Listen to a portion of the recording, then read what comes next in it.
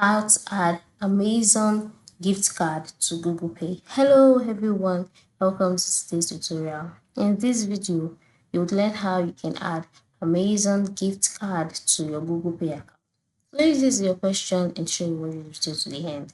Alright, the first step is for you to create a Google Pay account by downloading the application, installing it, and all of that. And then once you have done this successfully, move to the bottom right corner of the screen, click on the plus icon, and you'll be taken to the next page where you can see the number of payment methods that you can add to gift card.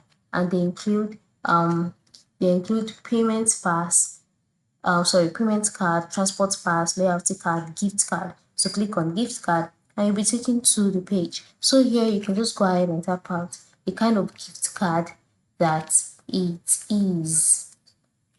You can see the different kind of Amazon gift card on my screen. You can see the ones based on location. To select the gift card of the location that you have, and then enter in the card number, the PIN, the balance, the notes. Click add to wallet, and then once the gift card is added to your wallet, you can be able to make use of it to make payment easily. So thank you for watching and have a good day.